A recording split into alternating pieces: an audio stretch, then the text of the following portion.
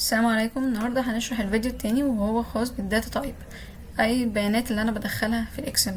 طبعا الاكسل بيقبل كل انواع البيانات، بيقبل التكست الكاركتر، الحروف، الارقام، الرموز، الديت، العمليات الحسابية، كل جميع البيانات. طيب انا هنا هوضح لما باجي ادخل بيانات في الاكسل ازاي بقدر اعرف نوع البيان اللي انا فيه او ان انا اغير في الصياغة الخاصة بيه. بمعنى انا دلوقتي هنا لو دخلت ده رقم، اوكي، طيب الخلية هنا بقى القيمة اللي فيها بقت بتحتوي على ارقام. طبعا انا لما ببقى واقفة هنا على الخلية اللي هنا دي، المكان اللي انا واقفة فيه المتحدد بإطار غامق وجواه رقم، دي اسمها السل. والسل لما احب اعرف مكانها فين او اسمها ايه، طبعا كل سيل هنا في الاكسل ليها اسم، وبنعرف اسمها ببساطة بمجرد ان انا اقف عليها بيظهر لي هنا في الليستة اللي هنا يظهر لي اسمها اللي هو B4. يعني انا الخلية دي اللي انا واقفة فيها موجودة في العمود B في الصف الرابع، لو وقفت هنا هتبقى A4 وهكذا. تمام. وهنا بعرف اسمها ستاتيو بار او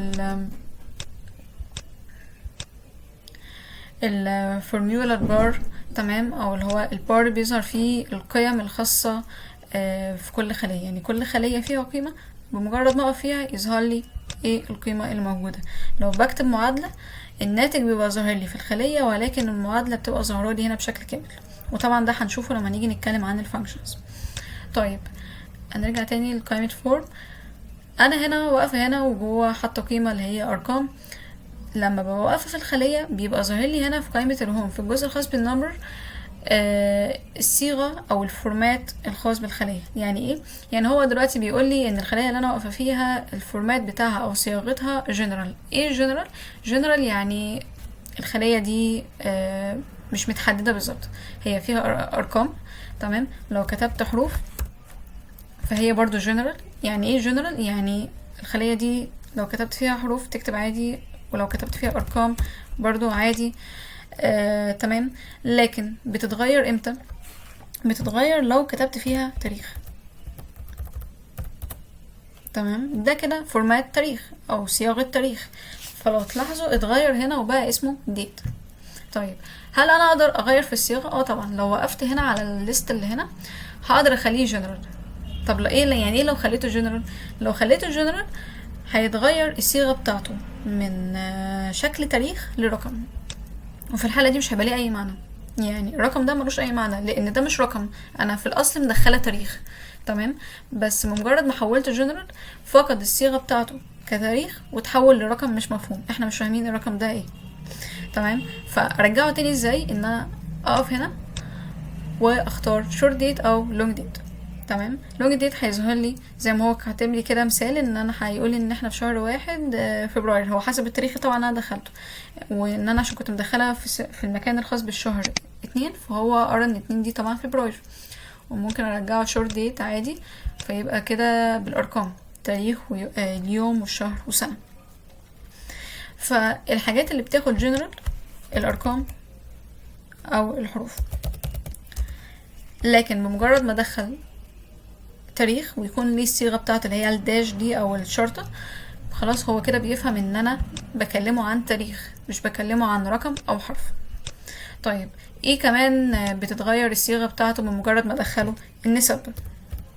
يعني انا كده مدخله نص، فكده برضو النص ده هو السيل شايفاه جنرال، يعني يا رقم يا حرف او عمله، فهو ما بيشوفش ان هي حاجه يعني مش محتاج ان هو يميزها. تمام. لكن لو كتبت نص تاني وجيت من هنا اخترت اختصار ان هي تتحول لنسبة، هيحولها ل50% وهيغير نوع الخلية ويسميها برسنتج. يعني ايه؟ يعني الخلية دي فيها رقم والرقم ده الصيغة بتاعته برسنتج او الفورمات بتاعه برسنتج، نسبة. تمام. فانا بمجرد ما اكتب الرقم على هيئة نسبة او ان انا اكتب الرقم 10 كده واحوله لنسبة، هو هيحول نفسه على طول ويكتب نوع ان هو برسنتج. ولو حبيت ان انا البرسنتج دي ان انا ارجعها تاني لرقم 10، ببساطة ان انا هدخل هنا تاني وهختار حاجة من الاتنين، يا جنرال يخليها بشكل عام، ما يكونش محددة بصيغة معينة زي ما هو كاتب كده no specific format، او ان انا اقول له حط لي رقم، والاتنين مش فارقة، ده هيخليه رقم اللي هو النص، وده هيخليه رقم اللي هو النص، عايزاه اللي هو نمبر وهيخليه نص. يعني ايه؟ يعني 50% رجعها لشكلها او صورتها العددية اللي هي نص او 5/10. طيب دي حاجة. طبعا انا فورمات اقدر اغيرها من هنا، او ان انا اغيرها برضو من هنا. طيب هنا طبعا لو تلاحظوا ان هو زود صفرين، عمل دوت وصفرين، طبعا دي اللي هي الخانة للمكانة اللي هي العشرية، فاحنا نقدر عادي نشيلها. هنشيلها من هنا. تمام. دي العلامة اللي بتعمل التقريب لأقرب رقم صحيح، ودي اللي بتزود التقريب. تمام. تقدروا برضو ايه تلاقوها من هنا. طيب انا مثلا لو هكتب مبلغ 1000 جنيه مثلا، فده كده بالنسبة لي الرقم ده انا مدخلاه على اساس ان هو قصدي ان انا اقول 1000 جنيه او 1000 دولار ايا كانت العملة. طيب انا بقى لو انا بقى بتكلم حسابات وكده، وعايزة احدد ان الارقام اللي بتكلم عليها دي مبالغ غير الارقام اللي هي ممكن تكون ارقام لاعداد منتجات وغيره، فعايزه اميز كده واظبط تنسيق الجدول بتاعي وشكل الداتا بتاعتي. فانا هميز ان الرقم ده كارنسي او عمله. ازاي؟ هقف عادي في الخليه اللي فيها ال1000 اللي هي متحدده جنرال، يعني متحدده عادي، مش متحدده بصيغه معينه. وحاجه من الاتنين، يا هدخل من هنا واقول كارنسي وهيديها لي ساعتها بالجنيه المصري، او ان انا هلاقي الاختصار موجود بره، اضغط عليه هيحول ال1000 ل1000 جنيه مصري، وهيديني برضو خانتين بتوع التقريب، فبرضو هقللهم خالص والغيهم. تمام.